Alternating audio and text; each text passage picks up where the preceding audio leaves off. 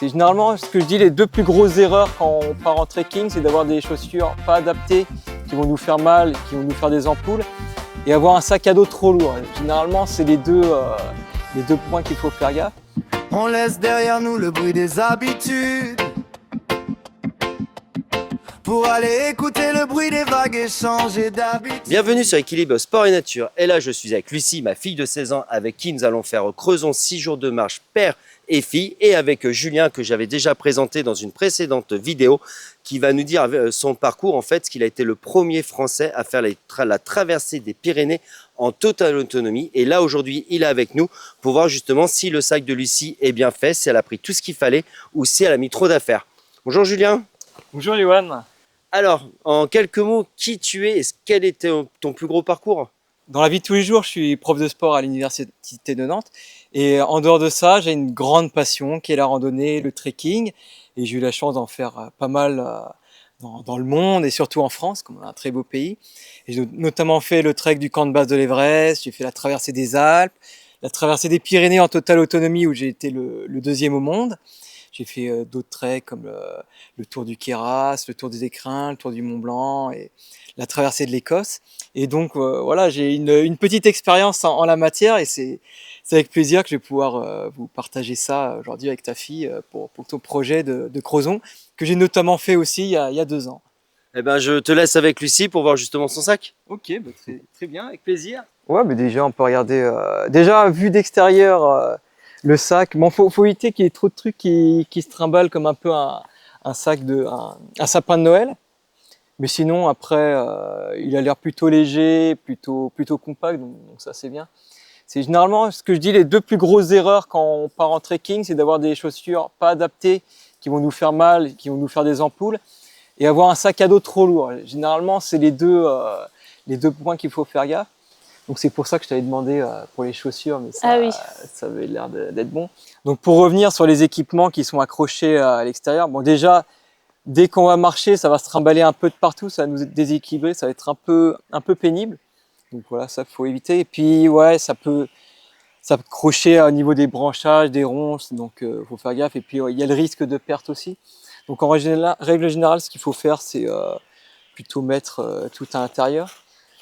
Donc on peut commencer à le déballer pour voir ce qu'il y a à l'intérieur. Tu vas pouvoir me présenter ce qu'il y a. Alors déjà à l'intérieur on a une assiette avec des couverts du coup pour le midi et le soir. Après on a mes vêtements, donc on a un pull de sport là qui tient chaud avec 2 t-shirts de sport. D'accord. Et je partirai avec un sur moi et un dans mon sac. Après du coup là on a mon pyjama pour le soir. Un petit pyjama pour le soir, intéressant ça. Après on a du papier toilette. D'accord. Une serviette pour la douche. J'essaie d'éparpiller les équipements pour... Un coussin pour dans la toile de tente pour dormir. D'accord. Serviette et maillot de bain pour la plage. Il y avait déjà une serviette là, non? Et matelas pour la tente. D'accord, ça c'est important, c'est les affaires de Après, il y a aussi des pinces à linge et des pinces à nourrice pour étendre le linge. Ok, tiens, fais voir. Ça c'était la bouffe. Après, on a aussi tout ce qui est hygiène un peu. Ok. Une lampe pour dans la tente ou pour dans le camping. Ouais, ça c'est Une important. huile de massage pour le soir si on a mal aux jambes. Ah, de l'huile de massage, ouais, j'ai cru voir ça avec ton père aussi. Qui avait ça. Des tongs, une casquette, un duvet, un kawaii s'il pleut. D'accord. Ouais, celui-là, il a l'air relativement léger, donc ça c'est bien. Et après, sur le côté, on a une tasse avec des barres de céréales pour le matin. Ok. Et la toile de tente. D'accord. Bon, écoute, ça fait pas mal d'équipements, donc il y a pas mal à dire. Déjà, ce qui est intéressant de noter, c'est qu'en termes de poids, tu as dit que tu étais aux alentours des 8 kilos. Oui, 7, 8 avec l'eau. 7, 8, ouais. Donc en général, on conseille de ne pas dépasser 15% de son poids de corps. Donc c'est une limite indicative. Mais en règle générale, on va dire qu'en dessous des 10 kg, c'est abordable pour tout le monde. Sinon, après, au-dessus, ça va commencer à être un petit peu laborieux. Mais ouais, donc on va faire un peu le tour de l'équipement. Donc comme je t'ai dit, le duvet, ça sera bien. Généralement, c'est ce qu'on met à l'intérieur du sac tout au fond. Donc je sais pas si on peut l'enlever. Hop, tiens, on va le mettre à côté avec le reste des équipements. Alors, donc déjà, ce qu'on peut commencer, c'est les équipements de bivouac, donc matelas et sac de couchage. Donc ça, c'est vraiment la base, c'est important, on n'y touche pas. Après, il y a la tente. Donc là, tu es sur voilà, des équipements relativement légers. J'ai juste noté qu'il y avait le matelas taille XL. Je pense qu'il sera un petit peu grand pour toi. Donc après, tu pourras voir pour tes prochaines aventures si tu peux le réduire. Comme ça, tu perdras en poids. Ensuite, donc ça, c'est pour la bouffe, une petite assiette, un essuie-tout. Donc ça, oui, c'est correct. Après, là, dans ce qui est hygiène, là, on peut commencer à réduire. Bon, là, ça va, c'est léger. Mais genre, tout ce qui est petite crème, déodorant, c'est généralement des items qu'on peut enlever. Comme, même si ça fait pas très lourd, ça fait 50, 100 grammes, c'est toujours des items où, une fois additionnés, ça peut faire plusieurs centaines de grammes, plusieurs kilos qui partent. Donc c'est toujours intéressant d'avoir ça en tête. Mais là, ça va, c'est correct. Après, les vêtements. Donc ça, c'est le pyjama pour le soir. Donc pyjama, c'est ce qu'on appelle des équipements de luxe, comme l'oreiller. Donc on n'est pas forcément obligé d'en prendre, comme on peut prendre genre une doudoune. Bon, il n'y en a pas une, mais mettre ça dans un sac et ça fait un oreiller. Du coup, on peut se passer d'un oreiller et ça nous fait gagner du poids. Pareil pour le pyjama, si on a d'autres vêtements qu'on n'utilise pas dans la journée, on peut les utiliser pour faire office de pyjama. Sinon après, un petit point intéressant quand on fait son sac en rando, et ça je l'ai très souvent vu chez pas mal de randonneurs, c'est au niveau des vêtements. C'est toujours des items où on va pouvoir gagner énormément de poids, parce qu'en règle générale, on se dit, je vais prendre 2, 3, 4 t-shirts, parce qu'il m'en faut toujours un propre. Du coup, on a toujours des rechanges. Pareil pour les doudounes, on se dit, ouais, je vais prendre une deuxième doudoune au cas où si j'ai un peu froid. Et c'est toujours cette phrase du « on sait jamais, je le prends au cas où ». Et cette phrase-là, généralement, elle est sujette à beaucoup de poids en plus dans les sacs. Donc en général, moi, ce que je conseille, c'est un t-shirt en synthétique, une polaire, un rechange, un t-shirt en merino qui peut faire office de pyjama, une doudoune, mais là, vu comment il va faire très chaud, c'est pas nécessaire et je pense que vous en avez pas pris. Et après, une protection de pluie, pantalon et haut qui fait coupe-vent. Et là, en principe, on est bon. Donc là, de ce que tu m'as montré, je crois qu'il y a plusieurs t-shirts, c'est ça? Bah, il y en a deux, mais il y en a un avec lequel je vais partir. D'accord. Et l'autre qui sera pour le lendemain, puisqu'on va laver. Ouais, qui sera pour le rechange, on va dire. Oui, voilà. Ça, c'est bien parce que le fait qu'on ait un rechange, on a celui qu'on porte sur nous et celui qu'on a lavé, ben on le fait sécher sur le sac ou on le laisse dans le sac avec les autres vêtements. Donc ouais, fonctionner par deux comme ça peut être intéressant. Donc là, après, en termes de vêtements, ça peut aller. Je sais pas s'il y a une polaire dans le lot. Je crois qu'il n'y a que des t-shirts de ce que je vois ici. Oui. Ce qui est bien avec la polaire, c'est que c'est un équipement qui va être super en tant qu'isolant dans l'effort. Contrairement à une doudoune qui va être isolant mais que en phase statique, genre au bivouac ou quand on s'arrête manger. Donc ça serait intéressant que tu intègres une petite polaire dans tout ça, quitte à enlever un ou deux t-shirts, tu vois. Comme ça tu seras un peu plus polyvalente dans l'effort. Donc voilà. Qu'est-ce qu'on peut regarder d'autre? Donc ça, je l'ai dit aussi à ton père, voilà, vous partez 6 jours, voir s'il n'y a pas moyen de diminuer le PQ de moitié, comme ça fait pas forcément plus léger, mais plus volumineux et plus facile à intégrer. Et ouais, là tu l'as bien fait, mais toujours mettre le papier toilette dans un ziploc étanche, parce que j'en ai très souvent vu qui après un orage ou une grosse pluie avait plus de PQ parce que le truc a pris la flotte et c'était inutilisable après. Les petites claquettes, donc ça c'est, comme j'ai dit tout à l'heure, c'est un item confort. Donc celle-là, bon, elles sont un peu lourdes, mais ça fait toujours plaisir et ça on peut prendre, il n'y a pas de souci. Petite lampe, donc ça, ouais, ça faut prendre. Après, généralement une frontale, c'est un peu plus pratique. Frontale que tu mets sur le crâne, alors que celle-là, tu dois la prendre à la main, c'est un peu plus chiant, mais toujours intéressant d'avoir une petite frontale. Comme j'ai dit à ton père, je crois que vous avez 2 serviettes à chaque fois, une de plage et une pour vous essuyer. Ça serait bien d'optimiser le truc et d'en avoir qu'une seule qui fasse tout. Donc moi c'est ce que je fais et c'est suffisant. Je crois qu'on a donc après protection de pluie, ça c'est important. Et je crois que pour finir les petits encas là, ouais. Ce qui est bien, c'est de les avoir à portée de main comme tu avais sur la poche de côté, plutôt que les avoir dans le sac. Ou dès que vous avez faim, ou vous avez un petit creux, d'avoir enlevé le sac, de l'ouvrir, de manger. Du coup, il faut s'arrêter, ça casse le rythme. Alors que le fait de les avoir à portée de main, c'est beaucoup plus simple et pratique. Donc je pense qu'on a fait à peu près le tour. Et je voulais finir sur un petit détail, comme je vois qu'il y a pas mal de Quechua, de Décathlon, notamment sur les matelas, les sacs de couchage et tout. Et ce que je voulais dire, c'est que comme moi j'ai été testeur pour Décathlon, allez-y vraiment les yeux fermés chez eux. Même si au niveau qualité c'est un peu moins que les grandes marques, le rapport qualité-prix il est tellement bon que ouais, ça vaudra toujours le coup d'aller chez eux. En plus, il y a toujours les vendeurs, on peut toujours tester les produits avant de les acheter. Donc ouais, ça c'est un conseil que je donne à pas mal de monde, d'aller chez Decat sans souci. Donc voilà le petit retour que j'avais à faire sur tout ton équipement. Bon ben maintenant qu'on a tout déballé tes affaires, on va faire le cheminement inverse du coup. Donc là on a le sac à dos à vide, donc il y a déjà la tente qui est accrochée devant. En général tout ce qui est accroché à l'extérieur on le fait à la fin. Bon là elle est déjà attachée donc on va la laisser. Pour commencer, ça c'est vraiment une astuce qui est assez connue, qui est toute simple. C'est quand on veut protéger tous ces équipements de la pluie, il est vraiment essentiel d'avoir plusieurs barrières de protection.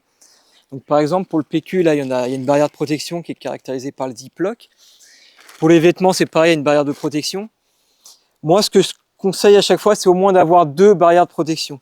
Donc là il y en a une pour chacun des items. Une deuxième barrière de protection qui est vraiment facile à mettre en place, c'est ce qu'on appelle un liner de sac à dos, là qui est caractérisé par un sac poubelle voilà, qui est on ne peut plus classique. Donc hop, on l'ouvre bien. Et ce qu'on va faire, donc là je vais mettre en premier en fond de sac les équipements dont on va avoir le moins besoin à journée. Donc tout simplement les équipements de bivouac comme le duvet, le matelas. Hop. Donc je mets le matelas en premier dans le sac poubelle. Donc voilà, ça fait la base pour mettre les équipements après. Je le mets avec le liner au fond. Après le sac poubelle, voilà, j'essaye de l'ouvrir en grand. Comme ça va me permettre d'y déposer les prochains items. Voilà, donc après j'ai dit hop, le matelas de sol dont on n'aura pas besoin de la journée, on peut le mettre tout au fond. Après, qu'est-ce qu'on aurait le moins besoin? J'aurais envie de dire les vêtements de nuit, on peut les mettre après. Je vais les mettre juste devant le matelas. Après, on a tout ce qui est vêtements, on peut les mettre l'un sur l'autre. Comme ça, ils seront facilement d'accès si jamais tu as besoin d'un rechange, d'une polaire ou d'une doudoune. Tiens, on va la mettre par-dessus. Après le sac poubelle, faut un minimum regarder la météo aussi, parce que si on voit qu'il fait grand soleil le jour de notre rando, c'est plus simple de le mettre sur le côté ou tout au fond et mettre les équipements après, comme ça c'est beaucoup plus simple. Donc, hop. Après ce qu'on avait dit, il y avait la poche à eau, je crois, qui était un peu délicate à mettre. Oui, c'est qu'à chaque fois je suis obligée de tout enlever pour pouvoir la remettre. C'est un peu un des... Donc là on n'a pas la poche à eau. Mais après, ouais, c'est... D'abord, tu peux mettre le duvet, ton matelas, et après tu mets la poche à eau, et après tu peux mettre les vêtements comme je viens de le faire. Okay. Normalement, ça doit passer, tu vois, les vêtements, c'est pas trop épais, tu as toujours moyen de mettre la poche à eau juste derrière. Et donc là, on imagine qu'on met d'abord la poche à eau, après on met les vêtements devant. Ok. Et après, il nous reste quelques... Encore, ça c'est la serviette, donc... Après, il faut voir par rapport à nos ordres de priorité. Moi, ce que j'aime bien mettre dans la poche de devant, là, qui est rapidement accessible, souvent ce qui est, par exemple, hygiène et pharmacie. Donc après, je crois que la pharmacie, c'est plus ton père qui l'aura. Donc on peut éventuellement mettre la serviette si ça passe. Ou après, si elle passe pas, on peut la mettre sur le côté, par exemple. Après, comme je t'ai dit, il y a toujours le choix entre soit le camel bag, où on s'embête à le mettre à l'intérieur, on ne sait pas forcément l'eau qui reste, ou alors il y a une deuxième façon de penser dont moi je fais partie. J'utilise plutôt une gourde que je vais mettre en accès libre sur le côté, où ça va être beaucoup plus pratique, on peut voir quelle quantité d'eau il reste, donc à voir en fonction. De toute façon, comme je le dis très souvent, les équipements en randonnée, en trekking, faut expérimenter pour se faire son propre avis et voir ce qui nous correspond le mieux. Il n'y a pas de matos plus adapté, meilleur que l'autre. Voilà, après tous les petits équipements qui restent, on peut les mettre en haut du sac, là. Hop. Après, j'ai pas regardé, il y a peut-être des élastiques qui peuvent aider à accrocher certains éléments. Bon, ça, le coussin, on aurait pu le mettre avec le matelas au début, mais j'y ai pas forcément pensé. Hop, le PQ. Et après, comme je t'ai dit tout à l'heure, tout ce qui est barre énergétique, Anka, qu'il faut avoir facilement à portée de main, ça, on peut les mettre sur la poche devant, comme ça. Hop. Comme ça, dès que tu as faim, tu sais où ils sont, tu peux les prendre pour grignoter. Et t'as pas besoin de t'arrêter pour ouvrir le sac et compagnie. Ok, bon après la lampe, on peut la mettre dans l'autre poche. Hop. Les pinces à linge, tous ces petits matériels, on aurait tendance à les perdre. On peut les mettre dans des petites poches comme ça, au moins ils sont parqués, on sait où ils sont, il y a moins de risques que de les perdre. Bon, le petit gobelet, après on peut le mettre en haut ici. Hop. Et je crois qu'il y avait la sangle. Hop. Et là, on n'est pas trop mal. Donc déjà, ce qui est beaucoup mieux, c'est que tout ce qui était à l'extérieur, le duvet, les vêtements, là, c'est beaucoup plus solidaire, beaucoup plus compact. Donc c'est un peu mieux. Ah tiens, j'avais oublié, mais il y a cette poche-là au niveau du capot qu'on peut aussi remplir pour mettre des objets, par exemple la serviette qu'on voudrait en accès rapide. Et ma foi, là, on est sur un sac à dos pas trop mal. Donc, faudrait peut-être essayer de resserrer un peu plus la tente pour qu'elle soit plus stable. Et après, il n'y a plus qu'à mettre le sac à dos. Donc, là, je te laisse te mettre ton sac à dos si tu veux. Je vais te montrer comment le régler. Voilà, donc on est sur les épaules. Donc, en premier lieu, tu vas clipper la ceinture de hanche. Voilà, tu vas la serrer. Voilà, donc faut pas serrer non plus comme un bourrin. Après, tu vas tirer au niveau les petites sangles qui sont ici. Donc moi, ce que je conseille à chaque fois, c'est de tirer avec les deux doigts comme ça. Comme ça, ça évite de mettre trop de force et de trop serrer. Voilà. Et enfin, les derniers petits réglages qu'on peut faire, je vais essayer de pas te faire mal, c'est ce qu'on appelle les sangles de rappel de charge, qui sont juste à ce niveau-là derrière les bretelles, et ce qui vont permettre, on imagine que ça c'est le randonneur, ça c'est le sac, les sangles de rappel de charge vont permettre à la charge du sac de se rapprocher du dos, et donc de faire en sorte que le poids soit plus sur les épaules, et donc qu'on soit plus à l'aise. Mais toi, essaye de te mettre de profil. Donc voilà, là on n'est pas trop mal. Donc faut éviter qu'il y ait trop d'écart. Là ça va, c'est pas mal. On peut essayer de tirer un peu. Là c'est un peu mieux. Donc voilà, Lucie est prête à partir pour son trek de Crozon.